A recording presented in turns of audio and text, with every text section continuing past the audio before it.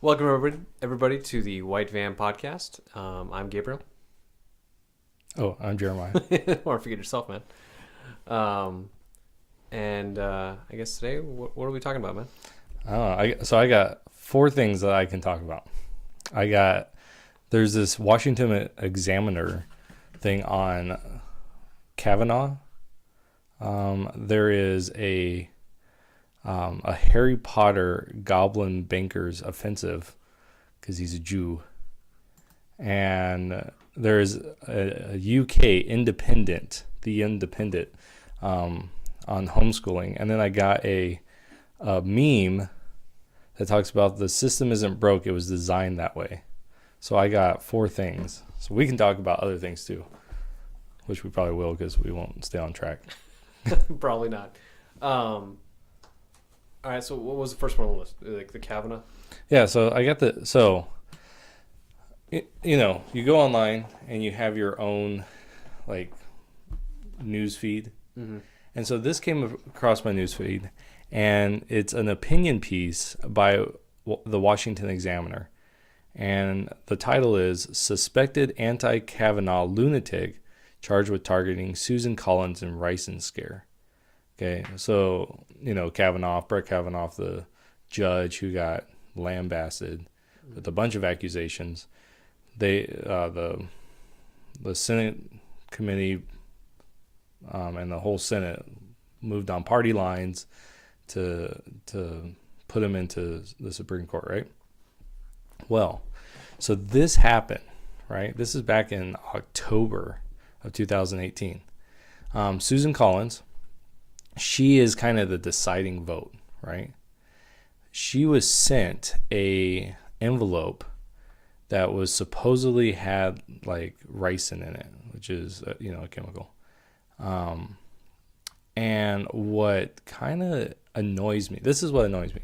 I don't care that she got stuff sent to her. That's not like that. I think that all politicians probably figure at some point They're going to get something in the mail. Yeah, like something that doesn't seem like out of the realm of possibility. What pisses me off is this is the only time I've heard about this. You mean this is the only headline, the only... Yeah, like this is the only time that... And I keep up pretty good in the news. Pretty good. And it's the only time that I have seen something about this that connects it to the Kavanaugh thing, that this person was so upset with Susan Collins, who made this huge speech about how she was on the fence, and then because of the testimony of the one lady, that she decided to switch over, right? Mm-hmm. And then she gets a letter in the mail with this ricin. Well, when it comes out that this lady is crazy, if this is all true, then this lady is crazy, and she sent this Collins lady this resin stuff, this ricin residue, because of Kavanaugh, right? So she did this. This is all her getting back at this senator for endorsing Kavanaugh. Yet you don't hear it in the media. Like, if this is true, that means that you have some psycho person out there, and they're not right wing. They're on the left. But no one's talking about. Like, this was the only thing. And so I started looking through stuff, and I couldn't find anything to really focus on this. And this is the only time I've heard about it. I haven't heard any updates. I haven't seen any updates. And it was all through an opinion piece. So I can't, it's an opinion piece, so you can't take much. Even Fox News in it? Not that I could find. Because you have like right news, which is Fox News, and you not right as in political side, right? Right. And then you have left news, CNN, pretty much everything else, Yeah. And even Fox News didn't post anything about that? Not that I could find. They might have, but not that I could find. And, I have other things to do. than go. Web searching. I don't get paid for this. All these headlines. Yeah. Well, I can understand the left wing media not wanting to put anything out regarding that because, well, they just, they don't want to hurt their own reputation on the left side. Oh yeah. And even then, they would probably go ahead and somehow support that action. Sadly, I wouldn't doubt. I mean, just like the Smollett case. I mean, the guy Oh, makes yeah. up his own scene, his own, I guess you can say, his own hate crime, against Trump, and the left defend him, for it. Mm-hmm. But it's weird that though you don't hear anything else in the news about something like that. Right, and that was the big thing, is that it's not, anywhere. But yeah, I mean, there are people. Everyone covers their own side. They try not to make them look as nice as possible. Mm-hmm. And I mean, we saw that during what's it called, the Occupy Wall Street group, several years back. It's this idea that you don't talk about anything that's bad. And, at the same time, there was a Tea Party, and I remember the big thing was they would show pictures, right? They would show pictures of the area, and it's cleaned up, after the Tea Party was there. And then they'd show a picture of Occupy, and they're just leave trash. It's like, but that was always talking about the Tea Party was racist. They wouldn't cover the people that were black there, or the people that are Asian there, or the people who are Hispanic there, because that didn't fit their narrative. And so that's the same thing here. Well, if they don't fit their narrative, then they're not going to go ahead and, it's just like when you have a white officer that shoots a black suspect, Hispanic suspect, whatever, but they don't list all the black officers that get involved in shootings, or Mexican officers that get involved in shootings. It's only the white officer, it's just whatever they can grab to fit their narrative and whatnot. And right, it's makes one of the reasons why I don't want to read news articles or headlines, because it's just like you just see, I don't know, it's a pissy contest back and forth. Yeah, really. Well, I think that's why, I like what. So there's a guy out there, Tim Pool. Mm-hmm. I don't know if you've watched him. No. Kind of, he's left of center, and pretty liberal. I mean, he calls himself a liberal in the classical sense. But how that's now the big thing is you're a liberal in the classical sense. You like freedom and all this stuff.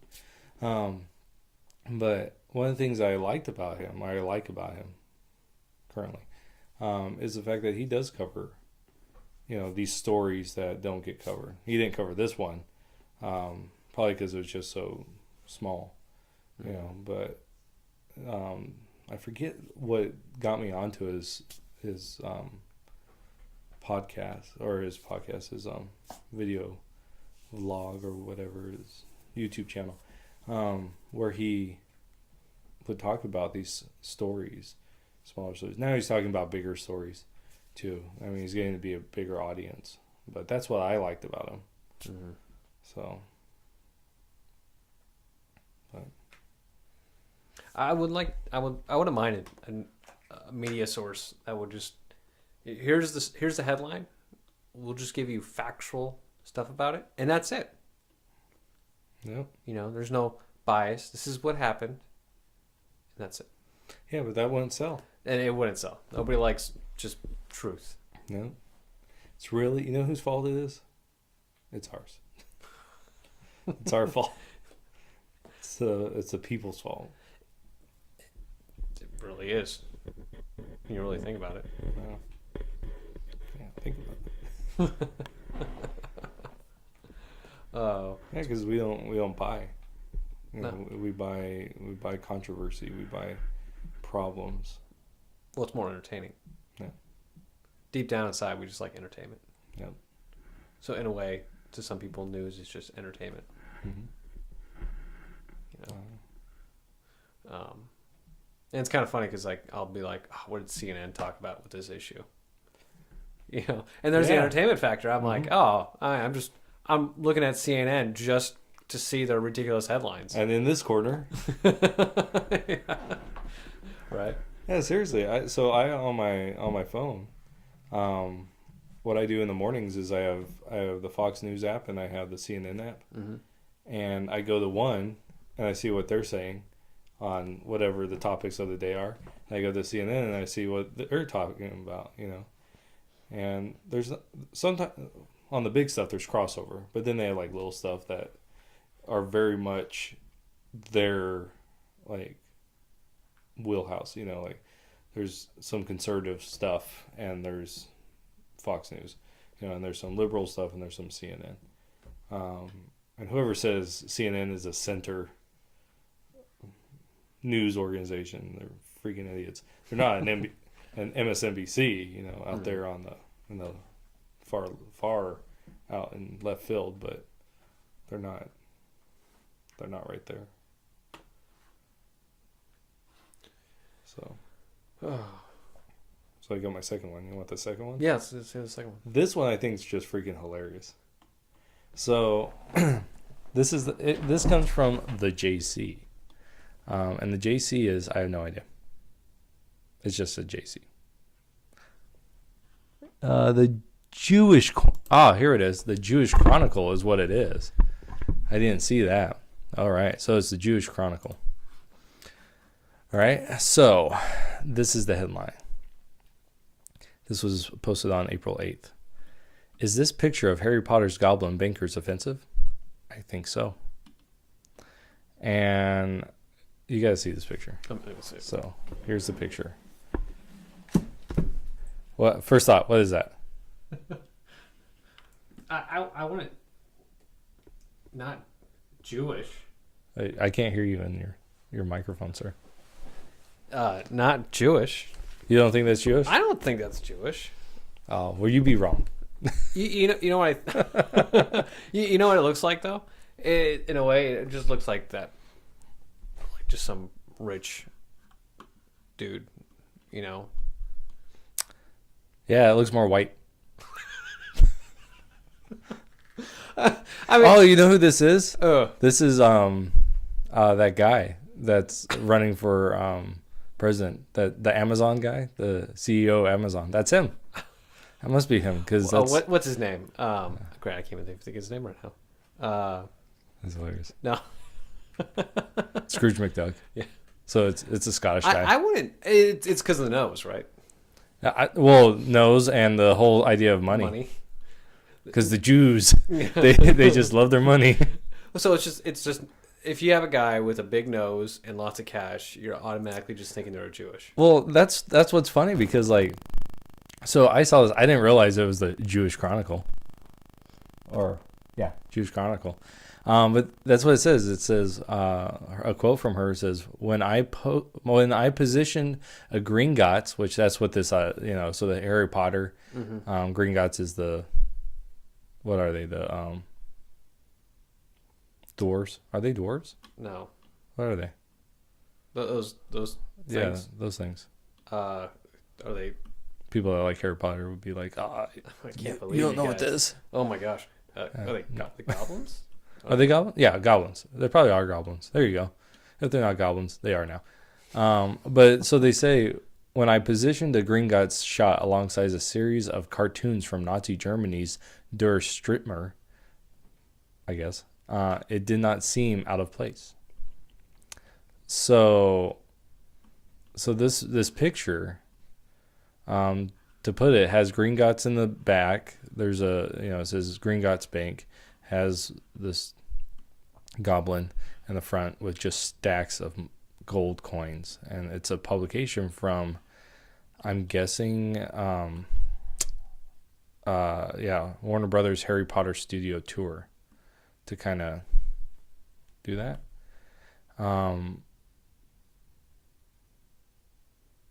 But like it says, I cannot believe that J.K. Rowling is an anti-Semite. You know, That frustrates me because is she? Personally, I have no idea if she is.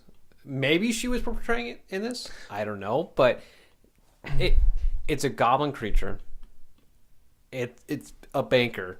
Mm-hmm.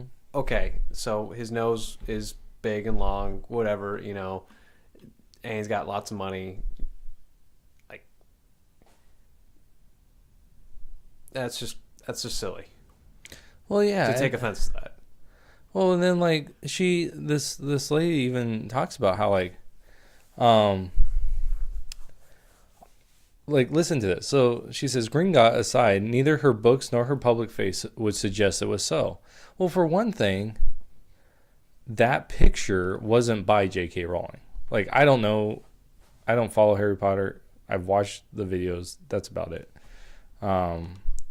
But that's, for one, from Harry Potter Studios, right? I mean, Harry Potter Studios. Warner Brothers Studios for their Harry Potter studio tour. But then, it says, all I can think is that these images are now so deep in the collective subconscious that even in this area of apparent wokeness, they can sit squarely in the public dominion. Their problematic nature apparently unnoticed. A loathsome proxy Jew as children's entertainment? ? Why not? ?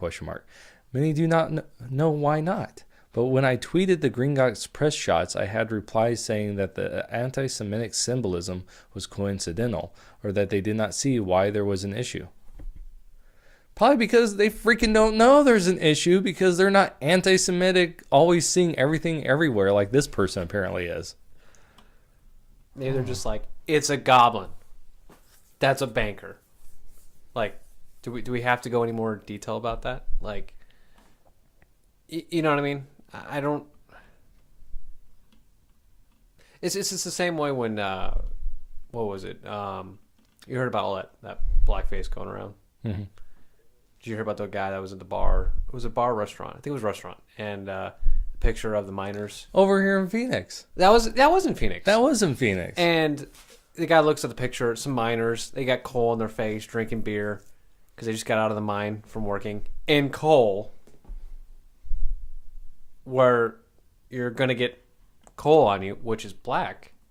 No, it's not. It's not? No, it's pink. But the same thing goes that way. And it's ridiculous. It's just people just starting crap. Or people just taking too offensive to things. And I'll hold my tongue on certain terminology. Well, it's true. When you see when you have this mindset of everyone's a problem and everything's a problem, you're gonna look at everything as you're gonna find problems. You're gonna find problems that it's not even there. So this lady, she says that she positioned, right? She says, when I positioned the Gringotts shot alongside a series of cartoons from Nazi Germany, right? It didn't seem out of place. My thing is, show it. Show me. Let me see how it looks just like the depictions of Jews from Hitler, right? From Nazi Germany. Is there pictures right there? No, there is none. There's the picture of the Gringotts, right? That promotional picture, and then nothing else. You think there'd be evidence? Yeah, you think there'd be a link. Say she's like, oh, okay, I found this, right, on Wikipedia, because that's where you go. And you say, well, here's this. How easy would it be to grab these images and I can do that on a document, like a Word document. Mm-hmm. Why can't you do this on the news article? News. Right. Well, it's opinion article. It's not even J.K. Rowling's fault, though. Like you said before, right? Wouldn't it be the studio's fault for actually creating the character? Well, not creating the character, but creating the artwork. The artwork and stuff. That would kind of... Right, because J.K. Rowling depicts the picture in the book, in your mind. In your mind of what this creature looks like. Right, which is a Jew. But, Hollywood makes it into something else. So technically it's not the author's fault. If you would have to blame somebody for this ridiculousness, you would want to blame Hollywood for it. Right. Exactly. But you can't But- blame Hollywood for that. Because they're all run by Jews. But so, and then on top of all this, right? Like the level of, okay, you remember, okay, in The Simpsons, right, where you have Reverend Lovejoy's wife, right? She's the gossip, the pastor's wife gossip person, and there's an episode where she kept saying, I think she says it like 3 times, won't someone think of the children? Like, she just does this. Like, this is what that.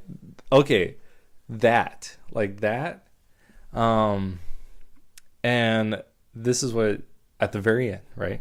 She goes, on April 5th, I'm going to do this as serious as I can. On April 5th, on April 5th, 1944, Anne Frank wrote, when I write, I shake off all my cares. My sorrow disappears. My spirits are revived. But, and that's a big question, but will I ever be able to write something great? I hope so. Oh, I hope so very much. And then, like, that, good words, right? Like, good stuff. And then Reverend Lovejoy's wife comes on. The world fell to Anne Frank. Please, 75 years on, let it not fail our children. And then that's it. Like, that's how she ends. And I feel like there's this, let me just find everything wrong in the world. And let me call out these things.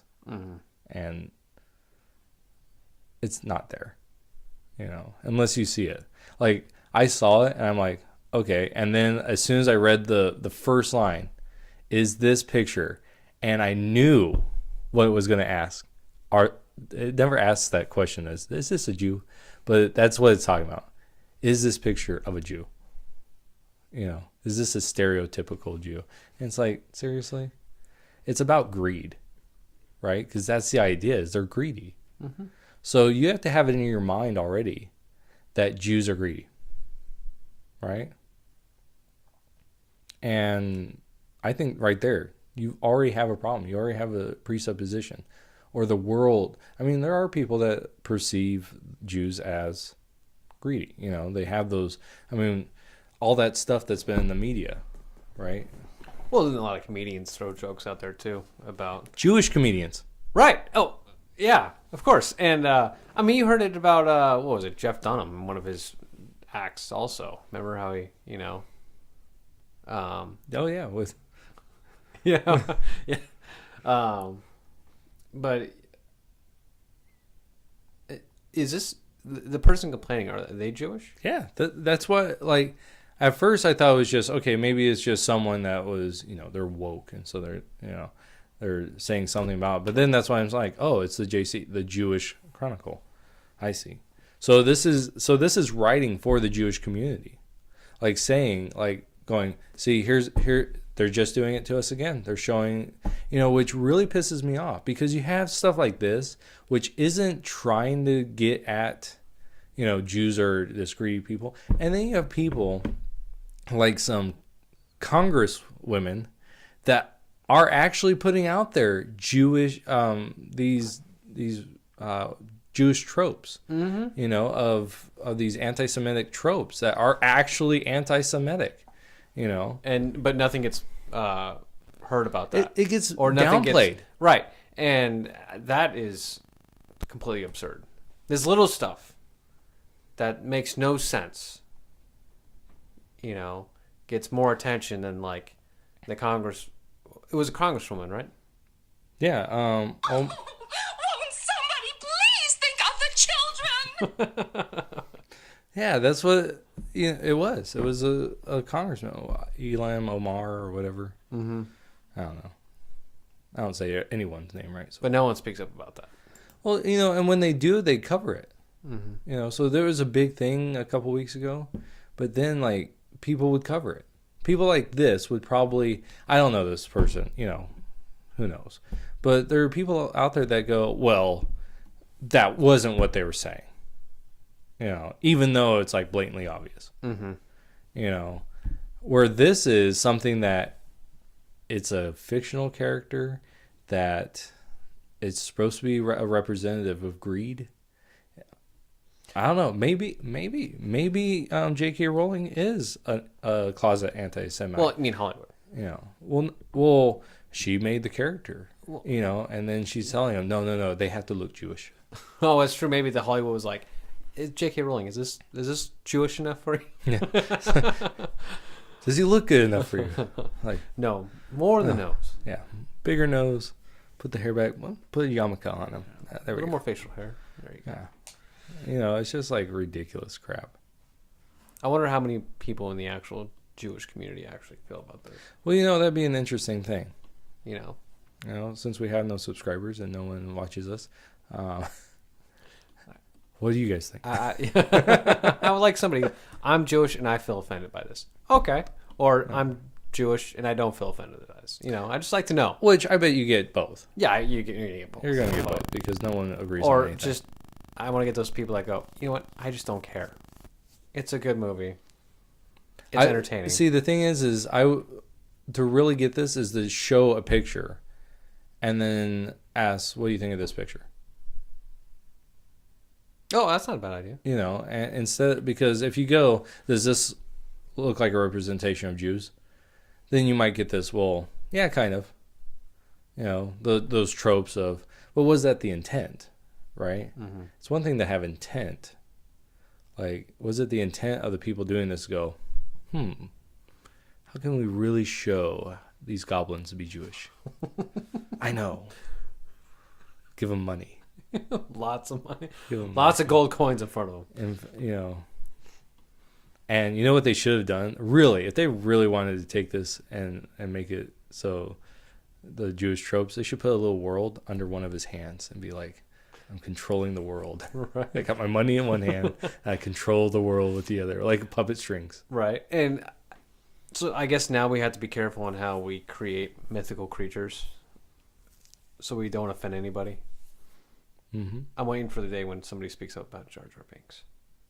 Oh, they have.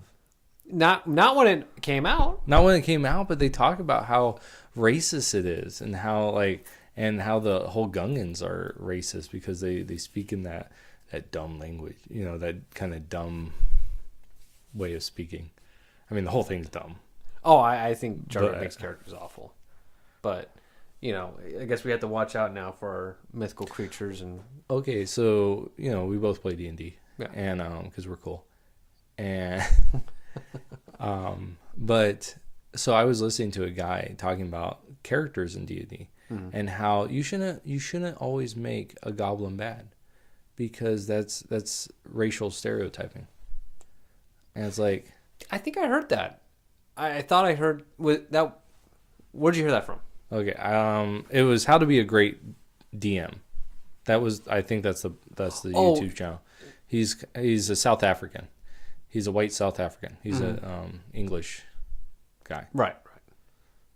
Actually, so the one I was referencing just now when I was thinking, it was actually towards something completely different. So, but go on. No. So that, so I was listening to him. And he's like, don't always make goblins bad because that's racial stereotyping. It's like, but what if they are? Like in Tolkien's world, they are. They're corrupted. Mm-hmm. They're corrupted versions of the elves. So that's the whole point. Is here's something that was created by Iluvatar, right? I'm really showing my geekiness by knowing all this. But he creates these things, right? Or he creates a Minar, and they create the other races. But just this idea that you have this beautiful race called the elves, who always seem to be jerks. But this beautiful race, and then Morgoth, I think his name is. I don't know, the bad guy. I don't know everything. He corrupts them, and to me that shows the whole point of it is to show that evil corrupts. Right. And so why not have if you have these races that are corruptible, and I could see like, maybe running into one that says, I don't want to, I've broken loose, or whatever that is. or an enchantment has been put on them, or something like that. But to have the idea that no, there's evil corrupts, and when you take away that idea that evil is a corrupting force, then there is no evil. It becomes relativistic, right? Mm-hmm. And so morality, there's no morality then, and our mythos, our myths that we create help us understand that evil is bad, that there is such a thing. And I better not be talking this whole time. This is funny because the first time you talked a lot. I did talk a lot, and yeah. Yeah. Don't. I'll speak up. So again, I think we have to. I think now when. I guess when we do our D&D campaign, I guess we have to. Any like goblins you guys go against, there's always gonna be one good one. Don't hurt me. One's gonna run. Don't hurt me. You know. I am for the good. Yeah. Well, I think now. With that mindset, now we're limiting. Did I say it right? Limiting. Yeah. No, we'll cut it out. Yeah, we'll just cut it out. The way people, with their creativity now, you know, it's like, okay, I guess my evil race that I have made can be good now, you know. And again, we can't offend everybody now, you know. Yeah. Can't offend anyone, so you better offend everyone. Yeah. Right. Oh. Yeah.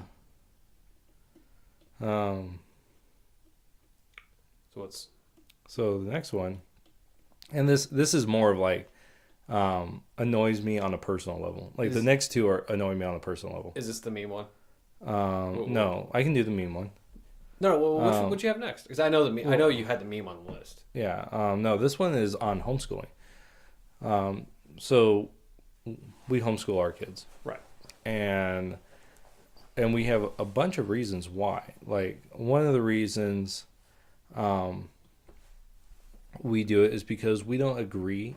One, okay, so in most schools, in our school here, there is combined classrooms. Mm-hmm. So not in most schools, like bigger cities don't have this problem. But in our smaller school, we have combined classrooms, right? Right. So 3rd and 4th are together, 5th and 6th together, 7th and 8th are together. And it's really hard. I know the teachers. It's really hard to deal with this because one, you know, when especially like it used to be, they would have 1st and 2nd together. In fact, I think at another school they actually have 1st and 2nd together. When you have kids that don't know how to read with kids that barely know how to read, how do you deal with that, right? How can you know, it's this thing. And so they're not getting good treatment, you know, in bigger schools. When you have 30 kids in a class, I know some states, you know, pass laws to say you can't have that. But when you have kids, 20, 25, 30 kids in the class, they're not learning. They're not being, and I was a product of that. Mm-hmm. You know, up until my sophomore year, I did horribly in school. I mean, I had like, I don't even know how I passed, you know, into high school. They should have never let me go, right? I was horrible. 8th grade year, I was in, what's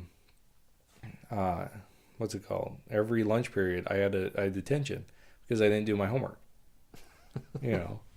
And so it wasn't, and then in my freshman year, they actually tested me because the school said that he must have a learning disability because I had a 1.9, you know, and they said he must have a learning disability because he's not doing it good. He's going to fail out. And the reality was the next year I went to a different school, smaller classroom sizes. I got it was the first time I think I got like a 2.5, right? Or close. I got B's in classes. So I was like 2.5 to 3.0. Like considerable increase. Yeah, in that range. And then I went to a different school my junior and senior year, and it was a pace school, so you went at your own pace. In my senior year, at the end of my senior year, the teacher came to me, and he told me, If you would have been here all 4 years and done the work that you had done all 4 years, you would have been valedictorian. Wow. Yeah, and so it wasn't that I had a learning disability. It was that I was not either being challenged. I won't push everything onto the school because I was a jerk and I was, so I won't push everything on the school. But this idea that the classroom environment plays a huge role, I think that's one thing. And then that's just one reason. Well, just before you get on the other reasons, like there's no one-on-one with Yeah. a teacher. Yeah, they can't do it. They got 29 other students to worry about. Right. And then like in some schools, they don't even get AIDS. Not the disease. AIDS, right? Oh. Almost like AIDS. Some kids don't even get AIDS. Yeah, it's weird. every AIDS for everyone. But no, like the idea that if you're gonna have combined classrooms or you're gonna have a big classroom, you need to have another person there, at least one other person. Mm-hmm. What's nice about the more affluent places is they can have parents come in. Which sucks for the lower income because the parents are always having to work. It's one of the things that we have, where they're druggies or and so that sucks. But it's harming the children, and so that's one thing. Other stuff is, like in some other states like California, they're requiring certain things to be taught. I disagree with that. I don't want my children being taught. I don't think it's the state's job or the federal government's job to tell you what your children have to learn, and at what pace they have to learn. That's another thing that pisses me off. Is every child. I love this idea that every child is an individual. Okay, then why do you have government standards, right? If every child is an individual, then they're not going to meet that government standards. Some boys develop later than girls. And so what a girl will learn in 3rd grade might take a boy in 4th, 5th grade. They've done studies where girls' brains fully develop by like 19, 20 years old, 21 years old, somewhere in there, where guys' brains don't develop until 25, 26. And so guys are behind the curve of these learning, and so then you get really smart individuals that are, they're developing mentally faster, right? That's why girls do better in this type of environment. I remember one time I was in college, and it was a women's class. Like it was on women, and me, gotta know my women. And so like me and 2 other guys, I think our class size was about 25, so a really small class for college. But out of the 25, there's 3 guys, right? Oh wow. Yeah. And I was in there seriously for an elective. Like that's why I was in there. My wife was part of it, and so I was in there. And so we're sitting in there, and the teacher was a woman, very nice. Had her in a couple classes, and she asked all the guys in there, Put you guys right in the spot. Yeah, she did. She's like, she said, I don't want to put you on the spot, but I have a question for you guys. And she goes, in all your classes, or no, in this class, do you put forth your best effort in this class? And I said, no, because this isn't for my degree. I'm doing this as an elective. I'm not going to put my best effort. To be honest, I'm not going to put my best effort in it because I have other classes that I need to put in my better effort. And then the other guys, we all agreed. We all agreed that that's what we were doing. And she goes, that's fine. Then she asked the girls, do you put your best effort into them? And I got to say, probably 90% of those girls said yes. Even though most of in that same category, because this wasn't a general ed class. This wasn't for a major class. I think there was one major in the whole school that this class was required. Everything else was just an elective. And so all of them said, yeah, I put forth as my best effort for this class. And the lady, the prof said, that might not be a good idea because that might detract from what you really need to do. She told us that it tends to be that men only focus in things that are going to better themselves, where women tend to want to please.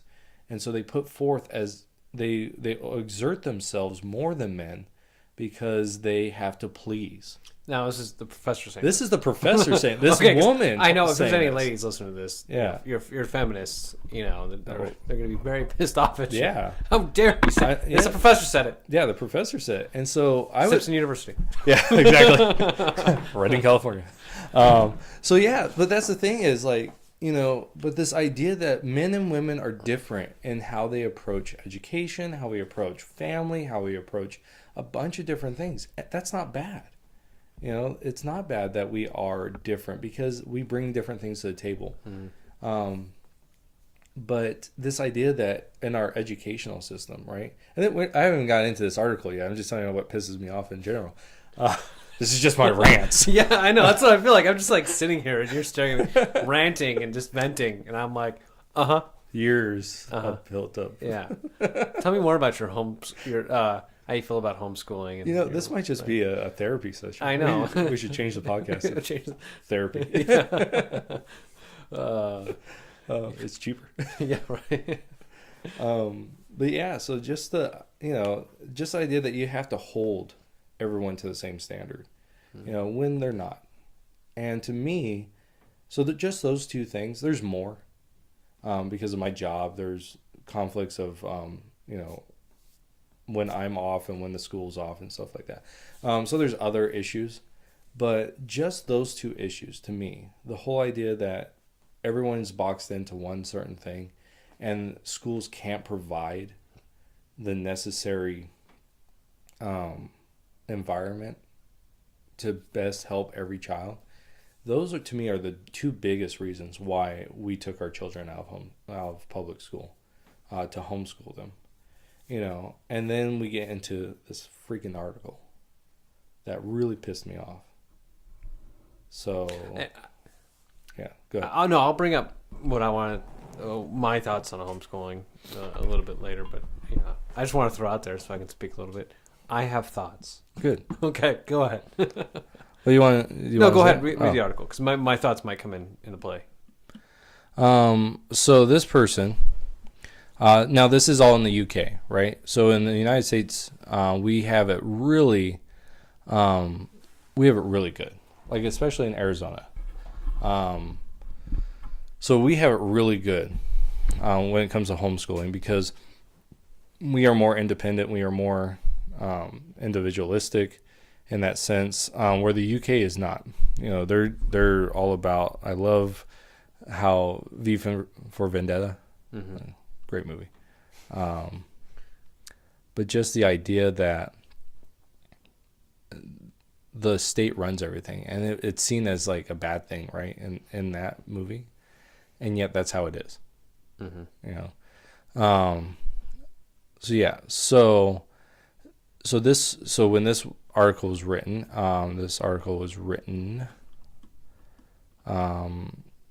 at some time in the past, and I don't know where it is. So, anyways, You lost the article? What? You lost the article? No, I have the article. I just can't find a date on the article. Oh, I can find dates. Just one because I'm married. Because that would be bad. Which I just recently had a date with my wife. So there we go. 4 days ago. Okay, so 4 days ago, that's the 5th. Okay. Math. So it says this week the government announced all homeschool children would be registered, right? So what we have to do is we say we're taking our kids out of the school. This is our school. You know, that's basically it. We're taking our kids out of the school, and we have to tell the local, you know, ruling class or whatever, you know, the people. In places like California, they have to tell them every year. You know, so this idea of registration is, you know, I don't think it's a bad thing in the sense of, okay, we have children, they're homeschooled, right? I don't think that they need to be, you know, like,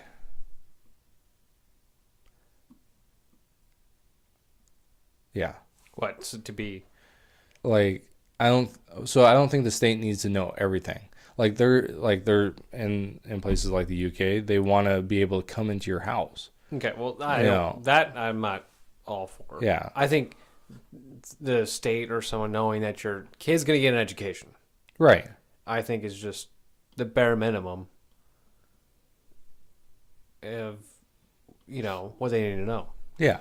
Right. And I agree. I think that if you have children, it should be known to the school system that they're homeschooled. You move into an area, you're homeschooling your kids. That's all that needs to be known. Right. And it's up to the parents to educate them however they see fit. But things like this is what pisses me off. Things like what this article says. Some parents are behaving like rebellious pupils, determined to rail against a system that imposes any kind of rules. Okay, if you've ever met a homeschool, okay, now I will grant this. There are crazy people out there. Is there? Oh, yeah. Sometimes. There are people out there that homeschool their children and abuse them. That is a fact. But we are part of a homeschool group. And a lot of, especially Christian homeschoolers, We're part of groups. We're part of things. Like, my kids participate. My kids are, at the moment, 10, and the other one's turning 9 next week. And so we have them in what's called STOA. It's a national speech group, right? And so they do competitions. And these STOA groups, some of these STOA groups are huge. One over in Phoenix is like 100 plus people. Homeschoolers coming together to develop their speaking skills. And then they're broken down into smaller groups, for their area. Right. But I think our local group is like families, probably like 20. There's 20 people, meaning all the families combined. There's 5 of us, so we make up the majority. So, but this idea that if you talk to these parents, they impose rules. Like, it's not about rules. It's about rules that someone else believes that. And I remember actually hearing this. I can't remember the situation, but there was this guy. I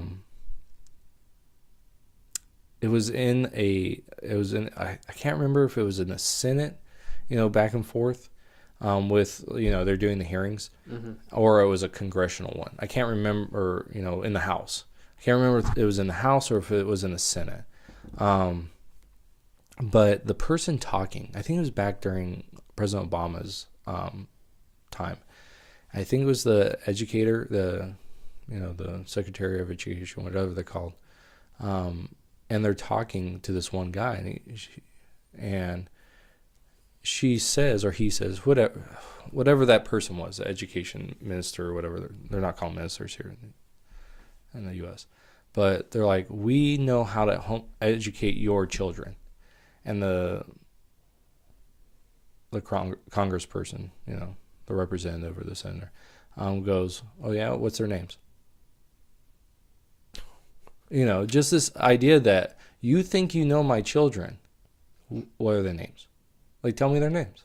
You know my children so well. Oh, you can't? Well, that's because you freaking don't know my children, Like, this idea that people have that, oh, I know your children. It's like, no, you don't. I live with these brats. I know the way they are. You don't know them like I do. Yeah. And that's creepy. When someone comes to you and says, I know your children, it's like, oh, yeah? Well, you better get a restraining order from me, because I'll kill you. You try to know my children, in that sin, and it's just this idea that people, and this is why I have a problem with government. Other people think they know better than you about something that you won't, your kids. Right. You're with your kids 24/7 practically, and somebody else comes in and goes, look, I know your kids. I know how they are. I know what's best for them. Okay. And then you're like, what? Who the hell are you? Right. Exactly. I would be pissed. I would be pissed. I don't even have kids, but you know, I was like, no, you don't know my kids. I know how my kid, you know, how they need to be taught. You know what they're struggling at. You know, I understand some parents don't know all that with their kids because they're not always around them for their kids. You know. Mm-hmm. So I understand where some teachers might go, look, there's something about your kid that maybe you're not aware of. But for the state to go in there and say, hey, we know what's best for your kid. No, you damn well don't. Right. And that's welcome to big government. Right. And that's the thing. That that it's just annoying that people are so presumptuous, that they just assume, right? Mm-hmm. That this is how it is, right? Like, we know best. We know how your children need. And then, like, this person says, the one part of education that these parents seem to reluctant to embrace is discipline.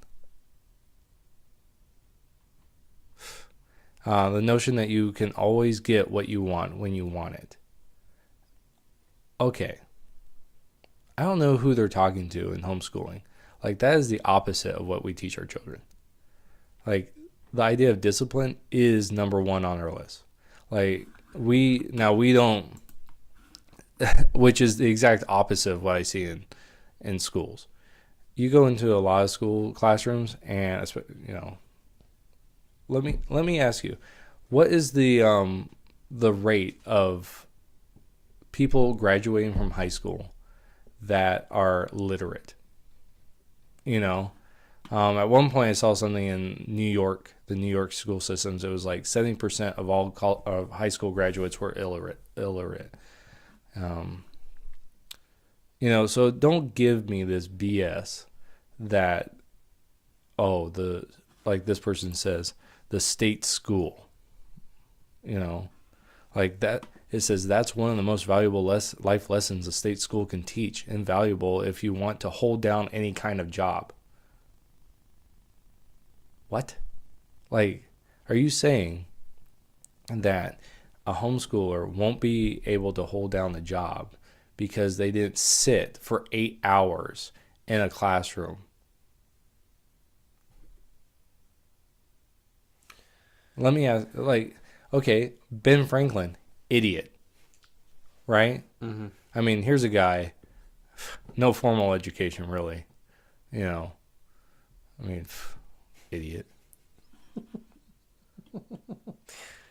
Like this type of stuff. I know he had education, but like this idea that you have to learn in a certain way is just ridiculous. That's why they have Montessori schools now. These schools where you're more. That's why they took out PE recess in so many schools, and then the child psychologists go, "You guys are idiots. Those kids need that. It's a time for them to release, stress, and to be able to build up more, ready to go for the next thing." Tell me how you really feel, Jay. Yeah. And then this idea, like at the very end of the article, like this is a crappy article, I have to say. Like overall, it's a crappy article. This person just says a bunch of stuff. They don't give like any information, nothing to back themselves up. It's just them talking. It's like me right now. I have nothing backing me up. Like I'm not going to go on because I'm not writing an article. If I was writing an article, I do this in my job. Like this is part of my job. Here are all my defenses, right? Here's all the information. And I do this twice a week. Well, 3 times a week because I speak 3 times a week. And I do this. I build a defense, and this is why you should believe what I'm saying. But this person gives none of that. Instead, they just say crap like this. Sadly, too many modern parents want to control every aspect of their children's lives. Let me ask you, when you go to school, is your life being controlled? Like, they tell you, this is when you have to be there. This is when you have to leave, right? This is your food time. This is your bathroom times. This is your, so when I was a substitute for the local school, we started at a certain time. 45 minutes later, we changed subjects because this is what they had them do. 45 minutes after that, change subjects. 45 minutes after that, you change subjects. And this is what I was given. They said, this is what we want you to do. Okay, that's not controlled. That's not a controlled environment. Not at all. And then the idea that the state can do it better. Oh yeah, the parents want to control. Well, maybe they don't want you to control it. Like maybe that's what it is. Maybe they look at you and they see the dropout rates, they see the crap, and they go, I don't want to be that statistic. I Yeah. don't want to be a part of that number. yeah, I don't want my children to be in that. Maybe that's what it is. Maybe you guys suck. Like that's that. So I read this article and I'm like, you freak. Like, I will say this: there was a response article to this. Oh, was there? Yes, I didn't read it. I just saw there was a response article, but the reason why I didn't read it is because I agree. Like I agree that this is crap. I don't need someone to stroke my ego and say yes, you're right. So I didn't read it. I read this one because it's a different opinion, and it's a crap. It's just crap. Put a big stamp on it. Yeah. Crap. So your thoughts? Man. I talked for like Yeah, I know. 40 minutes. What do you think now? I think I can be a therapist. Okay. Let it out. That's $200. What do you think? Don't get me started on therapists. You need a tissue? Oh. I think the one, like I said before, the best person that knows your child is, well, the parents. And I think when you're homeschooling, well, you know what the subject that I would say your kid is struggling at. So if your kid's excelling extremely well in this one subject, well, now and very poorly in this other subject, you can actually focus more on this subject they're failing in, and where you only have 45 minutes Right. in this one subject. So sorry, kid, in public school you're only limited to this much. Hopefully you can get better in this amount of time. And I think homeschooling better prepares the kid knowledge-wise for that. Now I got a few things to ask you regarding for homeschool, because I don't homeschool. Well, yeah. I've had family members that went through homeschooling, and my parents thought about putting me and my brother in a homeschool before, because the schooling that we were around was just awful, just horrendous. And so one of the arguments I hear about homeschool is well, won't your kids have an issue? How would you say? What's the term for it? Socializing. Socializing. There you go. With just normal people. Well, see, that's the thing is like, okay, so what socializing mean, right? Does it mean that they cuss? Does it mean that they do drugs? Does it mean, like Normal stuff? Yeah, normal stuff, Like, do they know, like, one of the things is I want to be the one that tells my kids about sex.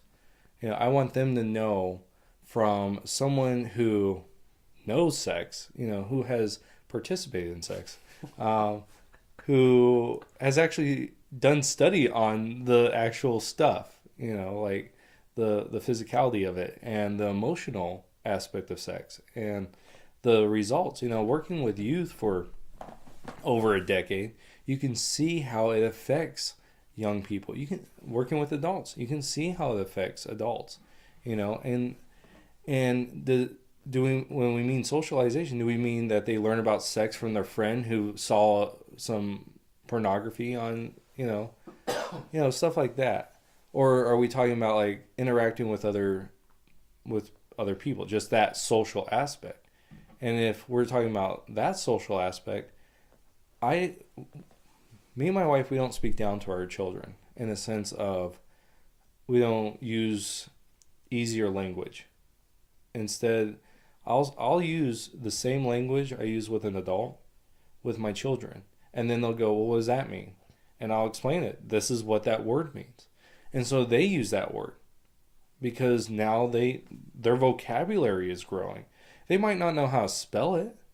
They might not know how to say it perfectly, but they know how to use it, and they know in the right context, And when they don't use it in the right context, we correct them. We say, no, that's not a good word for that, And so, and they're able to have conversations with adults using adult language, not profanity, but actual adult language. And so they're able to talk with adults, but then they're also with kids. I mean, in our family, Tuesday nights, we've had, upwards of 15 kids over, and they're just enjoying other children. That's why we are, one of the reasons we bring them to church. So essentially it's a myth that it can be. Now, I will say this. There are some people that are homeschooled and they're weirdos, right? They are so homeschooled that their parents don't want them to have. I'm not saying that there's not those people out there. So it's what's bad is the parents that are homeschooling that completely, they're doing it to keep their kid away from completely out of society. Yeah, they want a sheltering of a child to the point where they don't have any interaction with the outside world. And I think those parents that homeschool actually give homeschooling a bad name. Yeah, and that would be, and I would say that's not a large majority. I would say that's a small majority. I know a bunch of homeschoolers. They're not like that. Now, I'll tell you this. I know a bunch of non-homeschoolers that are exactly like that. That are very much this very introverted, very, don't want to talk to. I mean, how many teenagers are these super extroverted people that they are perfectly socialized, right? The whole point of growing up is to be socialized. I mean, you are being socialized. You don't know how to act. When you're a kid, when you're 3 years old, you don't know how to act. You might run around naked. Well, if you did that as an adult, it doesn't matter if that kid's homeschooled or not. Wait, right? You can't do that as an adult? Well, not just around me. You can. But like this idea that someone has to be socialized in a certain way, that what if maybe we need less socialization? I think it's, and I tell teenagers this, I think it's horrible that teenagers date. I dated, screwed up my life, and I watch teenagers try to find themselves in relationships. Is that socializing? That they are getting their hearts broken? I guess that's society's definition of socializing. Well, that's what I'm saying. Well, I know. I remember hearing before when you were discussing stuff with the youth group about society and stuff. And I guess this is just what society says what socializing is. And it's kind of, it's a little disturbing. In a way. Yeah. I guess I have to find myself in a relationship. I have to find myself with somebody else. And looking back at my high school time and the people I've dated, how much I would just, I would fix all change that. it. Change it so much. Yeah. Oh man. Well, you remember that? Yeah. It wasn't that long ago. It was. It was like, 12 years ago. It was. Dude, it's almost been 20 years. What are you talking? Almost. What are you talking about? Yeah. 20. Okay, yeah. Anyways, let's move on. But yeah, so I mean, just the idea of, socialization, yeah, it just pisses me off with these people like this that have this idea that children are better off in the care of someone else, you know, which are a lot of our society agrees with, you know. So It's great to know that the government thinks they know what's better for your kid, and then other people think they know what's better for your kid too. Yep. So, okay, we got the last one. I gotta see if I can find that meme. Did you text me it? I texted you. You texted me it. Okay. Over regular text, not instant messenger. It's funny. So it's called direct messenger now, right? Well, when it started with me, it was like when it first came about, it was instant messenger. Oh, Yeah. can you IM me? Yeah. Yeah. So DM me. Slide into those IMs. So yeah. So do you see it? Yes. The system isn't broken. It was designed that way, and it's a picture of a fetus, or a baby, or Yeah. a developing child. It says "Save the fetus," and it goes to some starving kids. It says "Starve the child," Which are probably in Africa. and then it has a soldier. It says "Use a soldier." Homeless person says "Ignore the vet." I guess the CEO of Walmart says "Glorify the CEO," and then some people, a bunch of signs saying "Bankrupt the employer." Mm-hmm.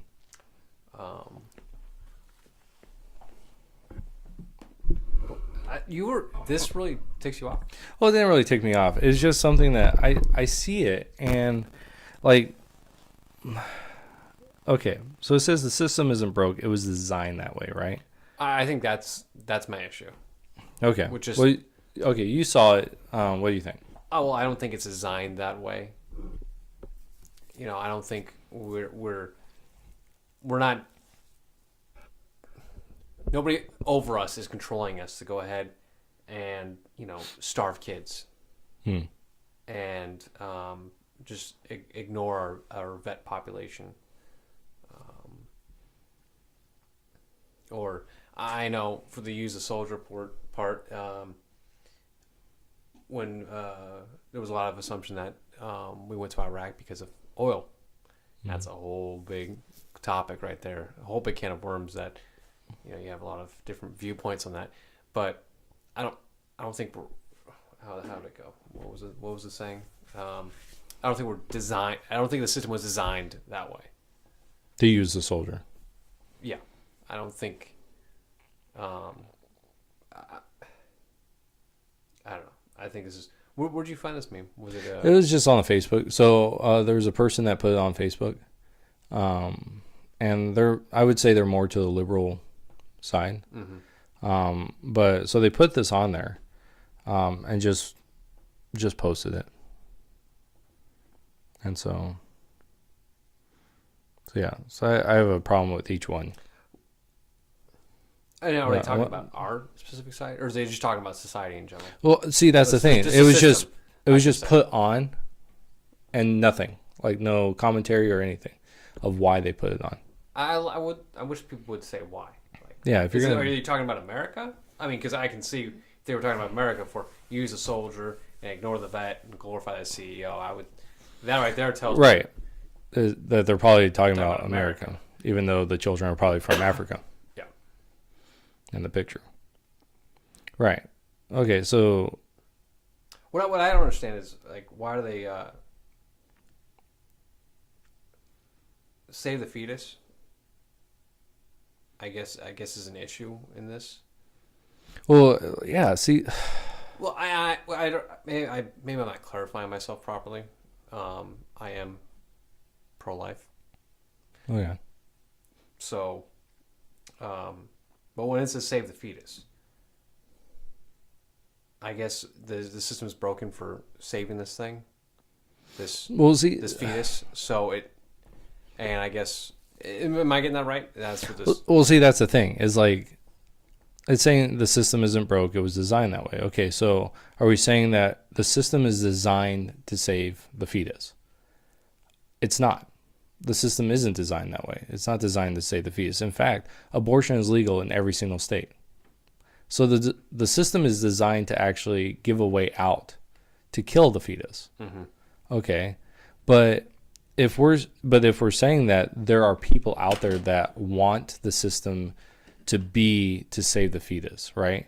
And then the fetus goes on and they grow up, and then we allow that child to starve. Well, the same people, because I'm the same way as you. I'm pro-life, and so, and I'm anti-abortion. But this idea that if we save the child's life, then we, allow them to starve. Well, first off, if you go the other way, right? Just kill it. Well, we eliminated, starve the child. Yeah, we stopped starving the child. We just eliminated the problem, right? And then we talk about starve the children. For one thing, that's not in America, right? You can go, and every child in town can go, if they're in school, they can go and they can get food, right? They get 2 meals at school. Mm-hmm. They get breakfast and lunch. Mm-hmm. We have things set up in the United States where you can get things like WIC, mm-hmm. For moms that need it. There's subsidies. There you can go down to the food bank. Mm-hmm. We, as in the work that we do, we will help people with groceries, that we're connected with in our community. We do those things. So this idea that children are just starving. Now we go across the world. Yeah, that's true. There are children starving. It's not the United States' fault. The United States gives money. Missionaries go out and do these things. This isn't something that is not being addressed, right? But in a lot of countries that the United States gives money to, and this is one of the things that kind of pisses me off about that, mm-hmm. it doesn't go to the people. No, and I've tried telling even professors this. I go, America aids a hell of a lot of countries mm-hmm. around the world, millions and millions of dollars.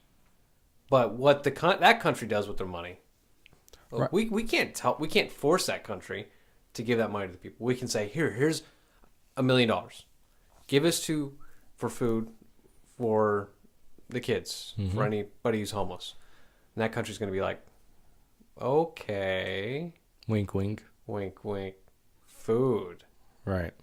Anyways, drugs, our economy, and right. everything else, but helping the, and my professor I was arguing with about this, she's like, no, America doesn't do. Like, America gives a hell of a lot. We do.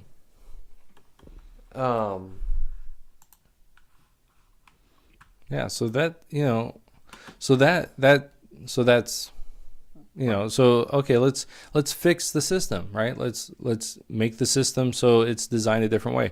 Kill the fetus, you don't have to worry about the child starving because there is none. Right. And I guess that's when I was originally getting at about save the fetus, was I guess we can just abort and then we don't have to worry about starving children. Right. Problem solved. Exactly. Too easy. The next one is exactly. We can fix all the problems right here. Right. Exactly. So this idea, use the soldier, like quick, lightning round. How would you fix this? Quick. Quick is the reality is we do use the soldier. No, I was just saying because the next part is ignore the vet. Ignore the vet. How would you kill the soldier. I mean that fixed the first one, right? Essentially. You take out the fetus, or just you have don't no need military. the children. Or just have no military, and you don't have vets. Yeah. I mean that's one way to do it.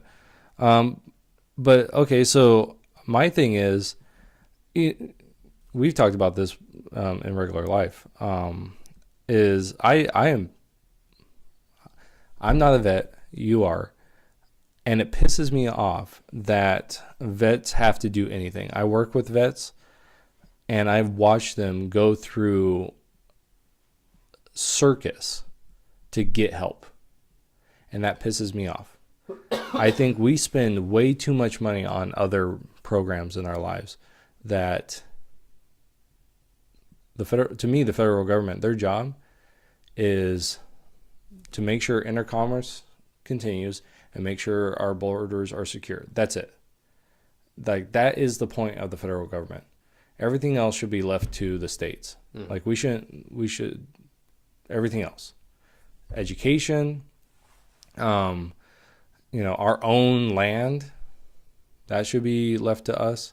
And so when it comes to the military, the money from the federal government that goes into the military should be for the vets. We shouldn't have federal funding for all these other programs. That money should go to the vets. And so ignore the vet. I think that as a country we do. Not on the scale that where every single vet's being ignored, and vets never get anything. It's not that I guess there's a lot of circumstances where the VA just ignores issues and problems. Yeah, that was a whole big thing. But they make it so difficult where, like myself, some people are like, why don't you go to the VA for some things? The Army called me literally 2 days before my contract was completely up. And they're like, hey, no, don't forget to go to the VA if you have to. And I'm like, I'm okay. I don't want to go through all that. I don't want to go through a bunch of loops and hoops to get help. It's just, I'm not going to waste my time going through all that. And hearing the horror stories of what some people have to go through with the VA hospital and clinics. No, I'm not going to put myself through all of that. No. Of course, I know some people have to. Right. They don't have a choice. And I feel sorry for them for having to go through a screwed up system because it's not easy. I want to. Did you have anything else to hit on that? Ignore the vet part. No, just the idea that that it's trying to get out, use the soldier for like military things, but then when they come home, right? Well, right. I was because I was going to backpedal to use the soldier part, and so when it comes to the use the soldier part, now I guess there's a lot of controversy about when the federal government wants to go ahead and sending our soldiers to fight in some war for some personal gain. I know there's a lot of reasons on why, Iraq and Afghanistan. Why do we invade those guys? Right. Oil and Afghanistan. Like, what was the purpose for Afghanistan? But when we look previously, when we had World War One, World War Two, we had looming threats, and when we had Korea, we had this invasion of North Korea and China attacking South Korea. Right. And then in Vietnam, we had the North Vietnamese attacking the South Vietnamese. And causing, just killing innocent people. Right. So I want to know from those previous wars, what did America gain from those? Right. We get oil? Do we get cash? Did we get anything from those?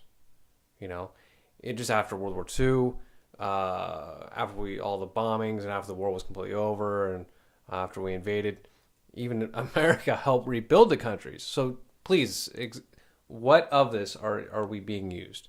Now, when we go to Desert Storm, Iraq, and Afghanistan, and I know there was some issues with dictatorship in the Middle East, which is perfectly understandable for going in there and handling business. But, did we go over there for oil? Did we go over there for, what purpose was it? Looking at the wide scheme of things, I think we were there to go ahead and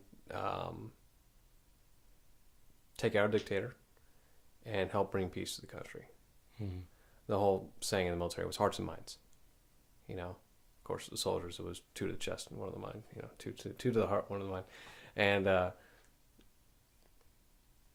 And I serving, and I didn't see like I was being used for any like personal gain by the federal government for the federal government to gain anything from the country. Right. You know, because the only thing you're going to get from Iraq is oil. Yeah, and sand. Lots of sand.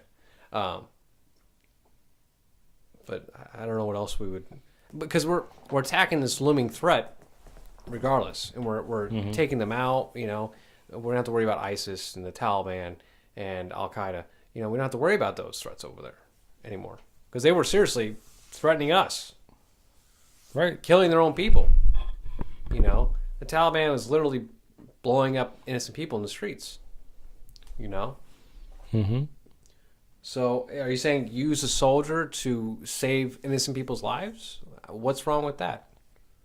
Of course, I know what this in the meme context is: use a soldier for personal gain for the federal government, Right. to get things. And then you just throw them away. That's the idea. Well, that's the idea. But yeah, I just wanted to backpedal real quick. About use a soldier. So, but I mean, they're using this. What does that mean? I know what you mean. I know in the context, use a soldier and then ignore the vet. But next we have glorify the CEO. We can move on to the next point. Yeah. Okay. Glorify the CEO. So, in what context are we glorifying the CEO? Well, see, that's what I think. It's like, look at this guy. They're making all this money. You know, I just saw. I can't remember. Man, it was on this thing where it was like showing the increase of like here's the people's money, you know, here's everyone's money, and then here's the CEOs. You know, there's the Amazon CEO or this person's CEO, and it's way up Jeff there. Bezos. There he is. That's what it was. Yeah. I kept wanting to say Avenatti, and I'm like, I know that's that creepy guy, the lawyer. But yeah, like, yeah. So I think the idea behind it is they get all this money and they don't share it with because then it's like bankrupt the employee, right? So they can't have the money because the CEO just has billions of dollars, and so we glorify them and we're like, screw those people down there. You know. Oh, and this goes to that 1% thing. Right. And if I can just backpedal real quick. I understand how this meme is being read. Right, yeah. Yeah, I understand. There's a purpose behind it. There is. And I remember I was kind of like hitting off on another topic when it said use a soldier. Mm-hmm. I guess if some people want to interpret the meme in that direction. Well, yeah, you could interpret this other ways, but there's a reason why. But I know what you're saying. Save the fetus and you starve the child. Use a soldier. We ignore the vet. We glorify the CEO, but we bankrupt the employee. So, but what's the problem about being successful? Well, see, that's it. It's bad. Yeah, it's bad. So, I mean, if you're a CEO of your own company and you start off really small and you become humongous, like Amazon, you know, I guess Jeff Bezos is bad for being so successful. How dare he? Right. Yeah, seriously. Like, well, that's the thing is like, here's a guy, and this is the thing. So in Seattle, right, where Amazon is located, Amazon, Starbucks, you know, those big companies, they are paying their employees so much and those employees are buying up so much that everything's going up.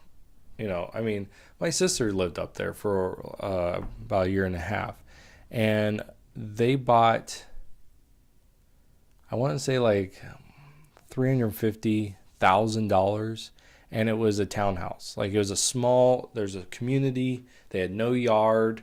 It was just up, and that's their house, right? So these things are hugely expensive, and yet it seems like the employee's doing pretty good. So they're not being bankrupt, you know. But the problem is, you know what? Like in this picture, right? It says, stop cutting our hours. So they have actually they've seen this. As the minimum wage was made to go up, guess what? The employees got their hours cut. Mm-hmm. They're being replaced by computers, you know, because a business is a business. Especially these big businesses, these, like Walmart, Amazon, their job isn't to get to pay out money. Their job is to make sure that their stocks are lucrative so they can spend money, so they can be bought. Right. So that they can get that money. That's what their job is. They're thinking of, hey, I want to do, and then they pay what they feel is the best. So if that CEO, right? So in Walmart's case, the guy that started Walmart, he's dead. But there's a different CEO of Walmart, right? And we see this in a bunch of different sectors, right? Ford, Chrysler, except for these ones like Amazon, that's a pretty new business. But Apple, they hire these CEOs and they pay them an exorbitant amount of money because they know that that's the person that's going to be directing the company. I'm over here, say I start at Walmart, right? And I'm getting paid $12 an hour, which is really good. $12 an hour. I just started getting $12 an hour. Why do I deserve $300,000? The CEO's salary. Yeah, I haven't earned it. There's nothing. I haven't done anything. I don't have any skills at that point. So why would I deserve that kind of money when they probably worked their way? Heck, and the story goes with In-N-Out Burger, that in order to move up in the ladder corporately, you have to have worked in the chain, like actually on the floor in one of the restaurants. If that's true, that's how they move those people up. Mm-hmm. They hire from within. They say, hey, you've been here, you know it. You know what we need. You know what's out there. And then it's, yeah, you deserve that. But that's another thing. They start their people off higher than anyone else. I remember being in high school and they had $12 an hour in some places. Oh, really? Yeah, and I was working construction, $10 an hour in a trade, and it's like, shoot, maybe I should just go work at In-N-Out. Go work at In-N-Out, but I wouldn't have got the hours, obviously, so it averaged out. But yeah, just this idea that. But it's also, look, you go after and get a job that's a minimal job, you're gonna get minimum wage. Right.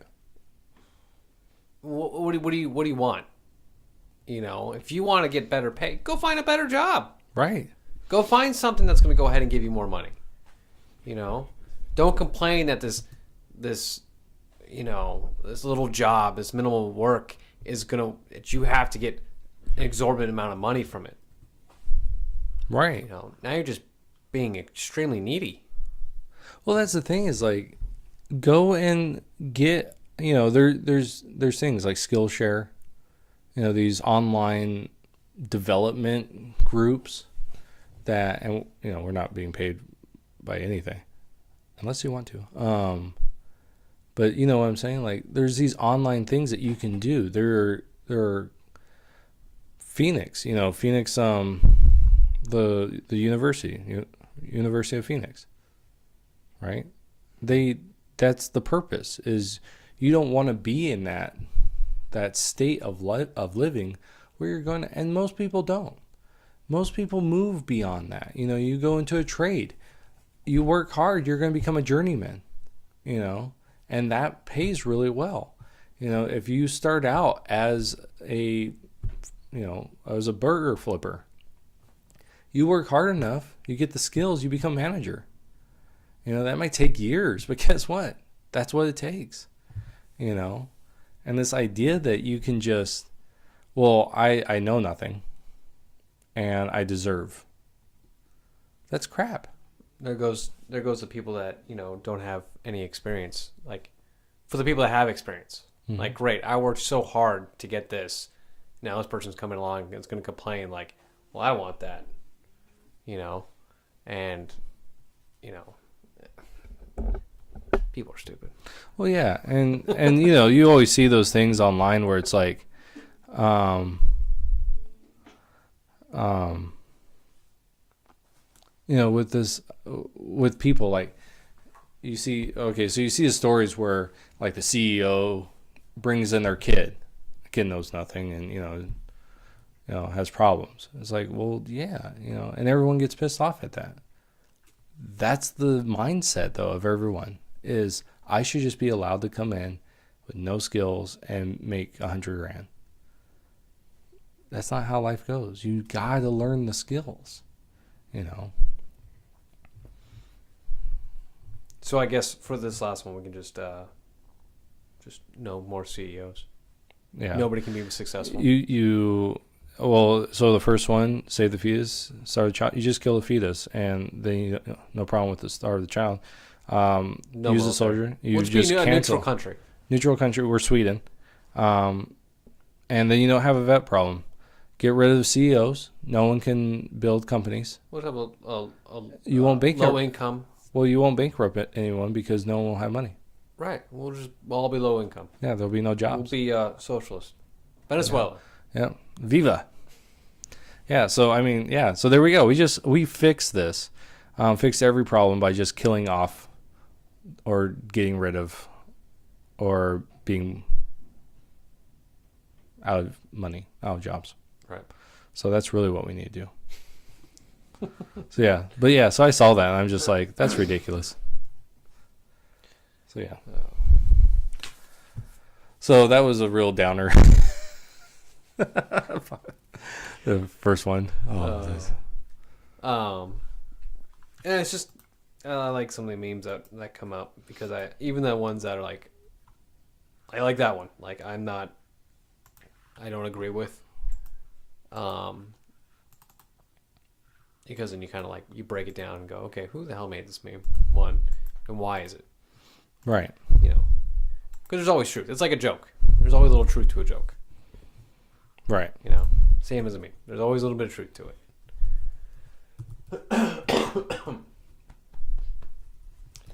So, do you have anything else? Oh no. Do you got anything? No. I think that's pretty much it for me. It's more like a therapy session for me. I know. Just gotta get it all out. Yeah. So I guess that's it. You have nothing else though? Yes, I know. All right. You want to close it out? Sure. You want to close it out? Oh no. You close it. You're so much better than I am. I'm not. Well, everybody, thank you for listening to the White Van podcast, and I guess we'll see you guys in the next video, and take care. Bye.